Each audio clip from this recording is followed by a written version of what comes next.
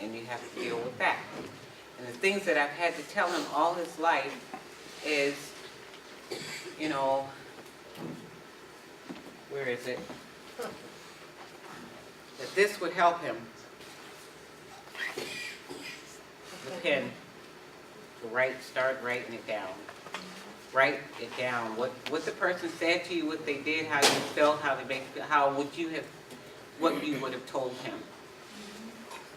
And that tended to help, as you heard in this song, you know, writing his music, singing this song, these songs help him. And I felt, you know, basically for me, I felt kind of cheated, you know, sometimes from being a mother and watching my child grow as a child and enjoy his childhood, a comfortable childhood, his youth, because I know that when you get older, one will be faced with, you know, adversity. So in that sense, it was difficult for me. It's hard for me to see him when he's in school and he's written this wonderful paper and his teacher says there's no way he could have written this, it's perjury, the paper is plagiarized. He could not have written this. And starting to defend him and defend him and defend him and defend him, and watching him go through his tears as a, you know, teenager, grown up, because of the things that happen. It hurts us as mothers, and, you know, as him being a child, it's hurtful to see what. There has been other things that, you know, has happened to him, but my biggest thing is to still say is that they have to be denied their childhood in some ways, in a certain fact. He has to suddenly step back and look out and be careful who his friends are, or he can't just go to anybody's house because he's not welcome. So that, does anyone have any questions before? I don't want to tear up, but so ask me a question, it'll stop me. Yes? What part of Europe were you in? Oh, we lived in Germany. I was in theater in Germany, and my ex was also in. We were in a lot of theater together, but he was also working in Germany as well. What was the treatment like there versus coming back to the Amherst? That was really interesting. When I told my landlord we were moving back to America, he says, "You don't want to go back there. They're racist." This is Germany? Yeah, this was in Germany. He says, "You don't want to go back there. They're racist." And I said, "No, they're not. They've changed." That was my innocence. It's changed. I hadn't been there in a long time. And so, but I'll be darned. I don't know if it was a curse. He said, no sooner as we got back, my son and I were in the store together. He was 3. He accidentally, there was a computer table or whatever. He knocked over something, the keyboard, accidentally. Of course, it was hanging out. The man in the store called the police. This was in Springfield. He called the police on us. The police came. Adam saw the police. He ran out of the store. He saw the guns. Of course, he'd never seen that before. They locked me in the store. I'm trying to get out to get my child. I had to call my husband and say, you know, they're here. I didn't have a cell phone. I don't know how I got to call you, but they wouldn't listen to me. But as soon as Ben got there, it was a whole nother story.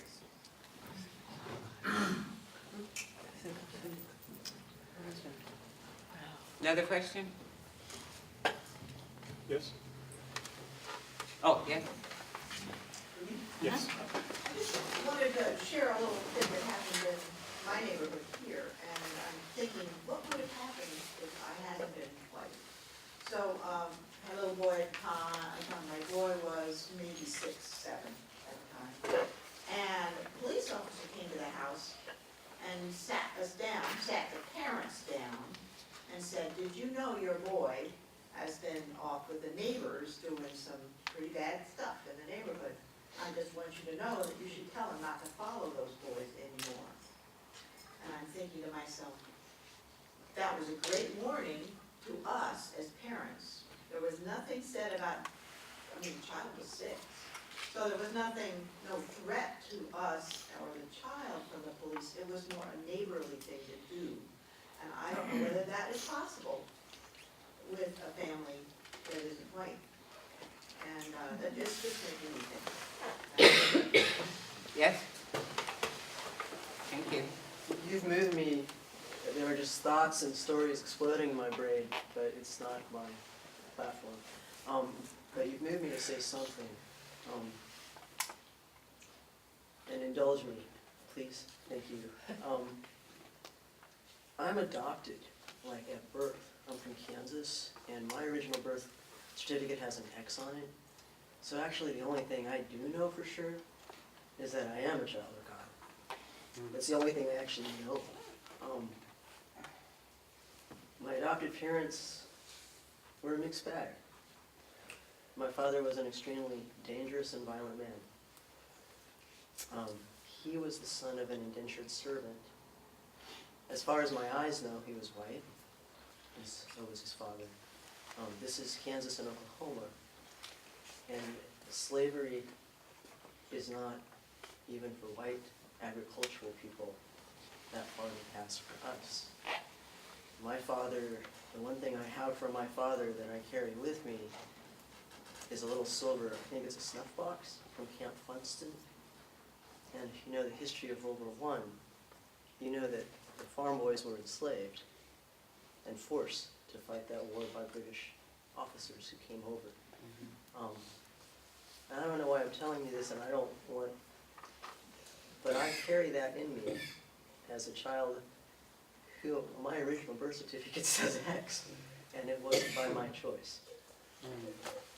Thank you for sharing that. Are there any more questions, please? Before we go on? Yes? I just wanted to say I feel very honored to be able to hear from you and Adam everything that you have to share.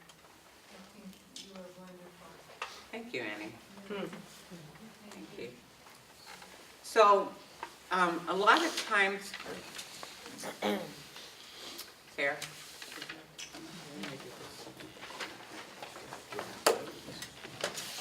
We're going to do a song called Nothing to Cry About. Once again, listen to the words. Okay. I should know about that. There is nothing to cry about, oh no, nothing at all. There is nothing to cry about, oh no, nothing at all. So don't you cry, cry, cry, don't you cry, cry, cry at all. Don't you cry, cry, cry, don't you cry, cry, cry at all. It's no oddity that you see the poverty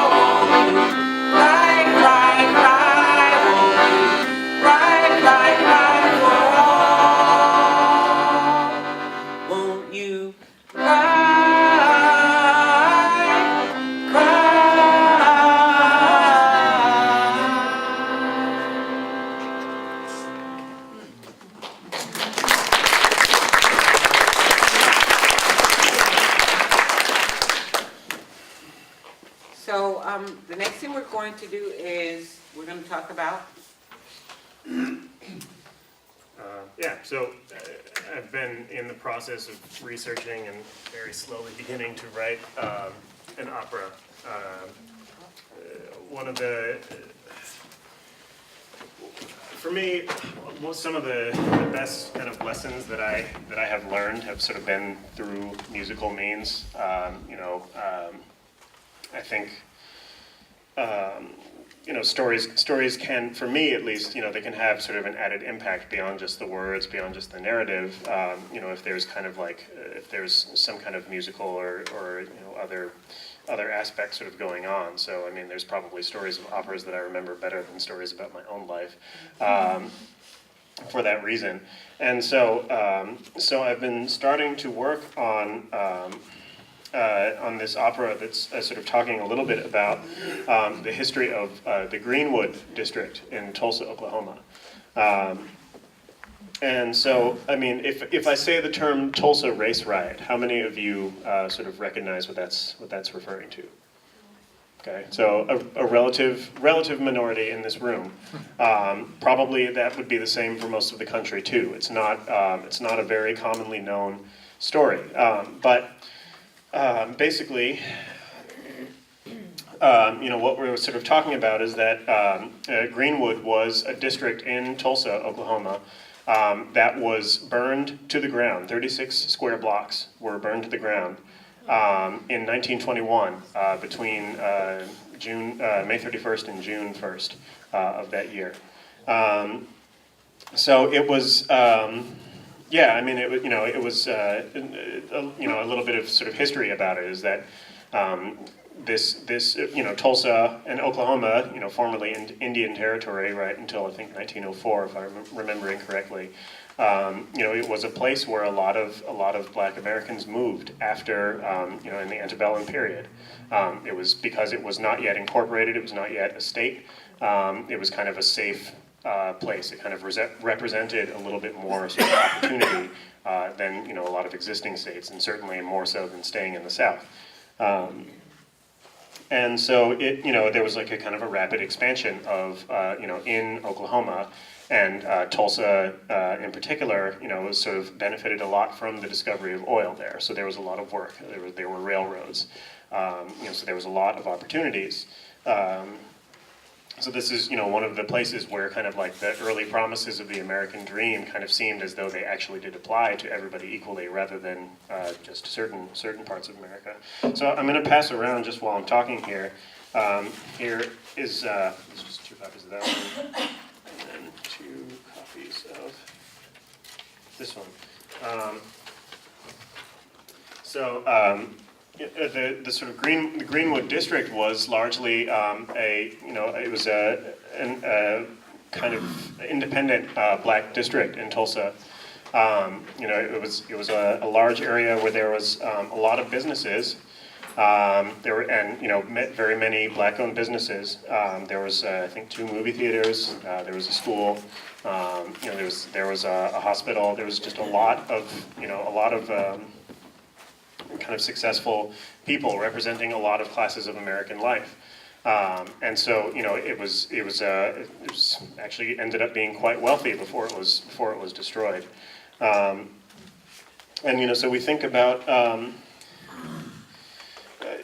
a lot of situations where there have been sort of riots sort of historically, where there have been kind of cases where sort of black areas have been, kind of raised. We think of like cross burnings and house burnings and things like that. These things that are kind of representative of like, sort of resentment of success of certain black Americans. And then, of course, there's famous issues with Martin Luther King that that we know about, but this happened all the time. This was just kind of ways of saying, stay in your lane, stay in your class. These were kind of, these public displays of violence were kind of meant to be sort of ways of, scaring people and, sort of reminding them that, what the real order was here in the country, in the area. And so naturally, a very large kind of, sort of largely black independent district in Tulsa, Oklahoma was the cause of a lot of resentment. So, you know, we think of, and, you know, there's kind of a lot of issues in play that kind of led up to the incidents that happened on May 31st of that day. So we, you know, when we think about the sort of catalyst of it all as being this kind of primal fear that a lot of white Americans have of miscegenation, you know, there's like the kind of the specter of like white sort of ethnicity being polluted by blackness to some degree. And so this was all kind of set off by the rumor of a black shoe shine, I believe. He, you know, used the elevator in a hospital in downtown Tulsa, and the elevator operator was a young white woman. And as the story, you know, as we understand it today, he slipped and fell, and you know, grabbed onto her arm to sort of steady himself. And this turned into spreading like wildfire, a story of he propositioned, and you know, like, and you know, it became a really, you know, this again is kind of like tying into the specter. And so let's think about the climate here. Like we're in Tulsa, there was a huge Klan presence. And you know, this is sort of stemming out of the American South in a lot of ways. So you know, what you know, in those conditions after, you know, post-slavery, you know, we're seeing even you know, the Supreme Court in individual states were kind of writing about the duty of lynching. To sort of protect whiteness in a lot of ways. So it was kind of this public specter of you know, not just hanging, right, but sort of mutilating the black men that were suspected of these things, and then of course leaving their bodies on display. And you know, there's like photographs of these things being like public outings. Like there were people who had picnics at lynchings, right? And you know, this is an ugly thing. Like this is, you know, it's a hard thing to look at and think about. And so, you know, so we're seeing you know, this kind of notion of like lynching being used as a solution to that.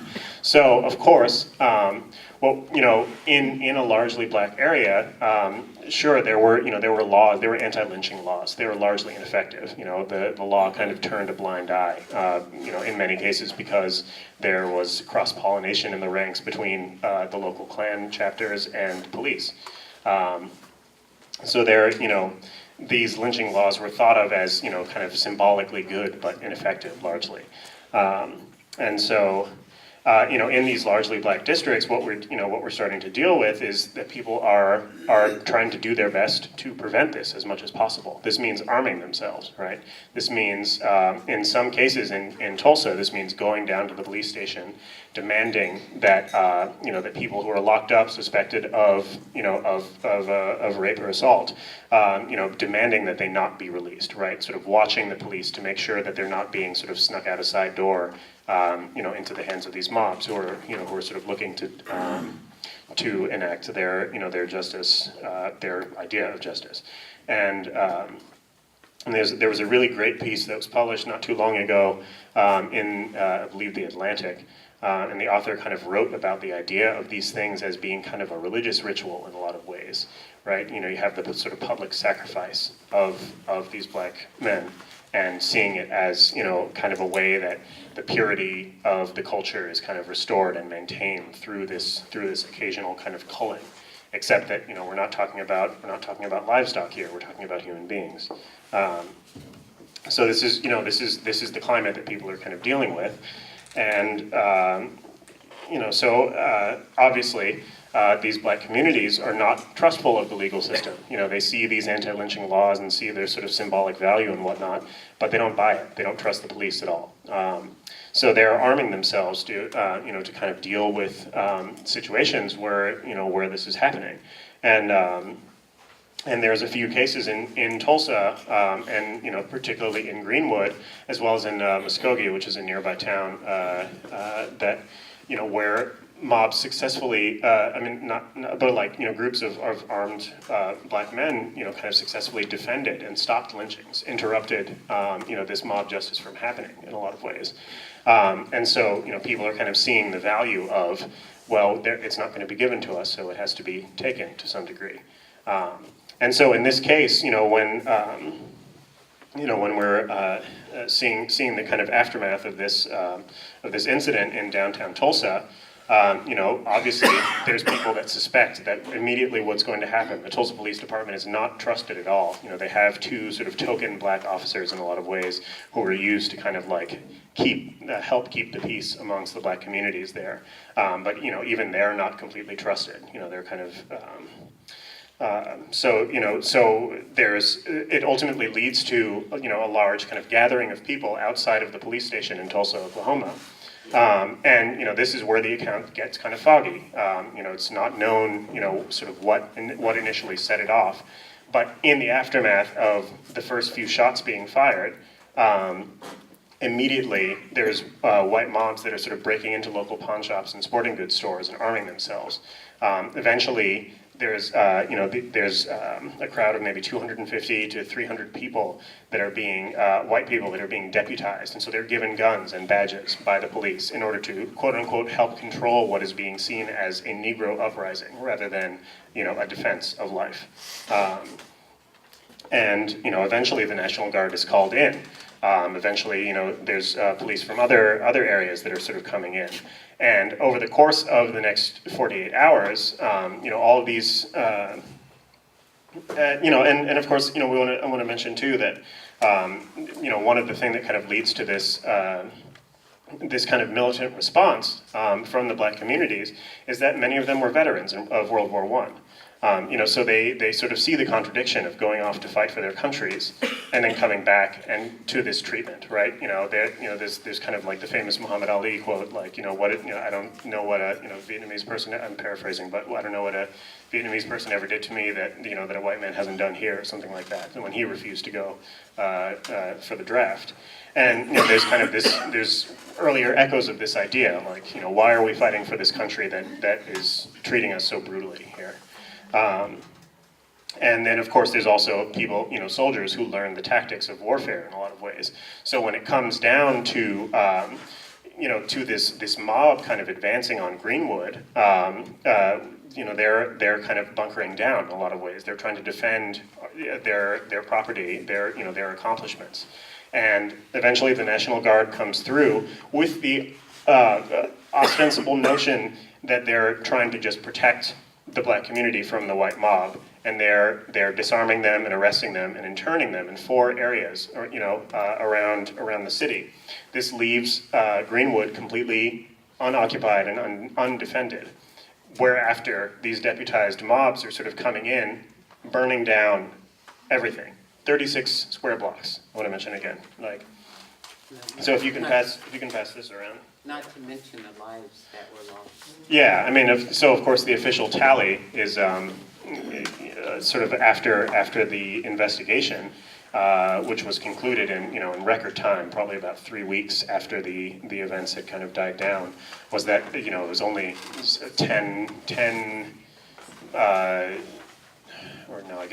25 total lives lost.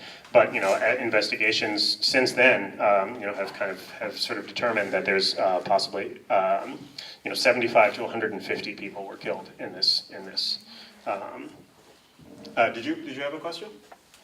I just wondered if you'd say something about the aerial bombing of Greenwood by the National Yeah, Guard. Yeah, certainly. I mean, so Planes too. yes. So there's, with a lot of this is one of the few cases, and of course this is prior to Pearl Harbor, right? This is one of the few cases where America has been, like, civilian targets have been bombed, right? It was the first. It was the first. Okay. It's the first. Yeah. So it's this is an important, like, historical moment. We're thinking of, like, technology as kind of being the great sort of equalizer in a lot of ways. We think of industry as kind of providing all of these opportunities and things like that. But yeah, I mean, there's this, and then this is kind of foreshadowing, what people kind of refer to of the conspiracy theory of, like, black helicopters and things sort of controlling districts. But there are, what is understood at least, to be nitroglycerin is being dropped from these airplanes to sort of help with the fires, right? And at the it certainly is being used to sort of, like, surveil efforts and kind of control the sort of flow of the destruction. I mean, it was really done in a very methodical way, where oftentimes, these mobs would come up to buildings, ask if there were people in there. If they would come out, they would either arrest them or shoot them on sight, and then once the buildings were abandoned, they would burn them down. And so, this is, so some of the pictures that are going down around now were official accounts. These were, postcards that were taken after the destruction. And they were kind of souvenirs, right? Just think of the thought of souvenirs of destruction in this way, right? And there are some captions that are inscribed on the photographs that kind of telling differing accounts of what's happening. Where some are kind of indicating that it really is just a matter of like a few bad apples like in the black community, and we're just trying to stop the mob and stop the bloodshed and whatnot. And then there are some with the inscriptions driving the Negro out of Tulsa, right? So there's really kind of like several differing kind of official accounts of this situation. And so, like, I believe it was in the 80s or late 70s, there was sort of an official committee kind of discussing, sort of went into sort of investigating what has gone on. And research still continues today just because there are so many different oral accounts as to, what the National Guard was doing there, things like that. And it turns into, I mean, it's a very troubling sort of situation because we see, here the kind of, as with many cases during the flow of history, the sort of promises of the American dream in a lot of ways, economic success, hard work, things like that, kind of coming up completely empty. And that, you can succeed, but don't succeed too much because it will be destroyed, it will be taken from you, right? And so, there's just a lot, I mean, I'm still in the process of kind of researching it. There's a couple of great books that have been published in the last 15 or so years that kind of, compile some of the oral accounts and some of the official narratives and just, showing where all the holes are in terms of how this story has been told. But, I mean, even the term Tulsa race riot, right, it kind of indicates that this was a situation where, where kind of both sides were equally at fault. But let's look at the climate, right, and see, what other choice really was there in this kind of situation. And and then was the response to it, was it justified at all? Like, I mean, these are just questions to sort of consider a little bit. Thank you. Yes. Can I answer that? Absolutely. There were, 300 dead, 35 blocks were burned, 4,000 people were homeless, and from 1920 to 1922, people lived in tents. Because they could not get lumber, they had to import lumber from Arkansas in order to build. So for 2 years, people lived without running water and had to live in tents during the winter time. So that's just part of the story. Yes, yeah, for sure. I mean, and again, oh, yes? And I heard it referred to as the Black Wall Street Massacre. Right, that's right. This is true, yes. I mean, this nickname sort of came about as a result of the economic success and independence, right? We think of it as kind of, like the story often goes, that it's, this is a situation where, like basically they had no choice because white businesses were not dealing with them. So they had no choice but to kind of become independent economically and viable. So even in a situation where it's not choosing that, you're doing it out of necessity, and that is still kind of rewarded with this violence, with this destruction, right? So, I mean, just thinking about sort of what the implications are of that in terms of, the rest of American history is, I mean, there's tons of echoes. And just one final point too, I mean, even back then, there were black-owned newspapers in the Greenwood district, and they were the ones kind of like helping to kind of spread the word as much as possible, because the official sort of newspapers, the Tulsa Tribune, was the one that kind of spread the instant that started, the rumors that started the mob going. That kind of, they subtly suggested that people should go and lynch this, this shoeshine who was implicated in this situation, and so it's. There's a lot of parallels today in terms of how media is used and how sort of voices and accounts are spread. Nowadays we see this as social media in a lot of ways, where social media is kind of responsible for questioning the official accounts of the mainstream media narratives. So people are kind of spreading their doubts and their sort of differing accounts and their cell phone videos and all that through social media, and that's one of the ways that's helping sort of contrast what would be only official narratives otherwise. So. Well, yeah, one more thing I was just gonna add, and before we wind down, was there were planes there in Greenwood area. They had their own planes. There were 6 of them, and one thing was there was a huge separation. Whereas black people couldn't go to movie theaters, they couldn't go to here, they couldn't go to the, they were, not welcome. So they did have their own private community, and it was well built. They had, a lot of banks. There were, I think, like 30 grocery stores, and it was quite a bit of, hotels, everything, movie theaters, schools, colleges, as well as hospitals. So they had a nice community and quite peaceful community. In fact, Greenwood, if you think about it, that was the area where other people heard about it and other black people were going there. Or slaves were trying to make their way during the time in the 1800s, the late 1800s or early 1800s. And it started like in the early 1800s with the Trail of Tears, and they went with the Native Americans there. And so, I mean, just imagine if that place had not have been burned down. I mean, it was oil wealthy, it was oil rich. Imagine the economic situation status of a lot of African Americans would be, how great it would be if that was not burned down. Because they were modeling for us, representing, but it was torn down because of jealousy and because of a rumor. But which lead me to, and these people, these slaves or enslaved walked there by foot. Some walked by foot there from the south to Oklahoma. Foot, by wagon, horses. And which will end it with Adam's song. And if you listen to the words in this song, you'll understand. It ties into exactly what this is all about, from a journey from what we first started talking about until now. Can I just, Yeah. Yes. I knew I had to say something. First of all, I'm very proud of you for doing this. I'm from that area. And my great-great-grandmother walked from Tennessee on the Trail of Tears and the Irish wilderness, and that's why I look like I look. And, but that history, I've had to work hard to learn about. I knew about Tulsa. It's not taught there. And that's one of the things that I am so happy that you're doing this, because I would venture to say there are so many people that have no idea of that history. So I'm proud of you for doing that. Well, thank you. You ready? I'm going to sit in my chair, and Adam's going to do the last song.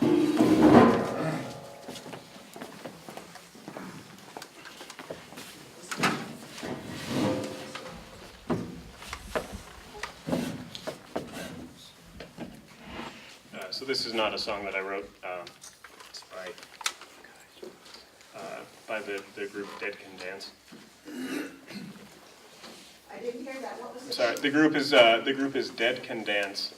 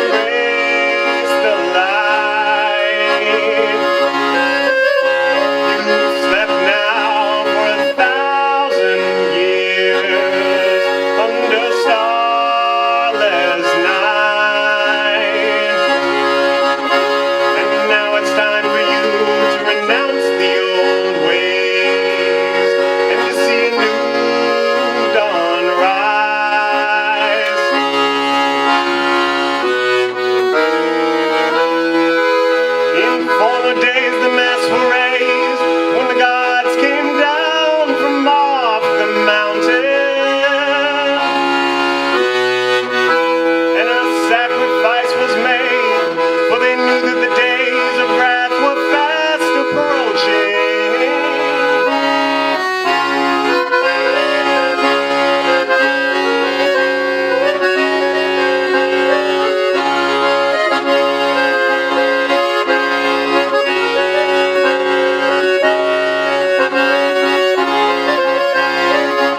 John Francis Dooley, the scapegoat, is run. All our sins have disowned. And now it's time for you to take off your mask and to cross the Rubicon.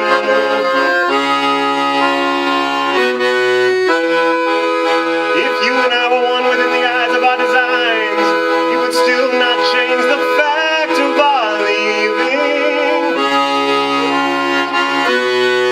And now we must leave with the first gentle breeze, for the Isles of Can we are a-sailing. Just like Ulysses on the open sea.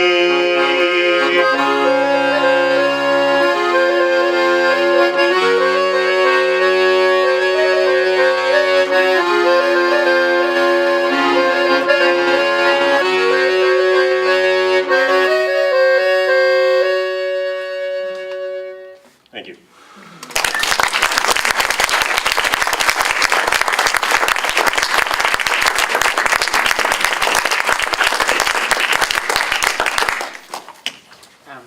I don't want to put anyone on the spot, or Ben, but but would you stand up, please? This is Adam's dad.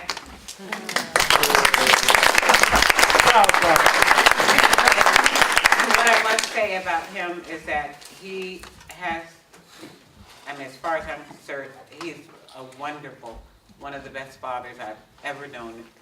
And as far as having a black partner as a partner and dealing with incidents, the racial incidents, vicariously, he was black vicariously because of the fact that he had to deal with what I had to deal with and what Adam had to deal with. And he dealt with it very well. And he used his power to make things better for us. And just thought I'd let you know that, so.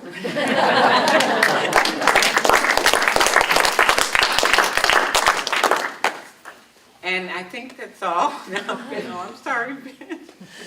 Okay, thank you all for coming. Thank you.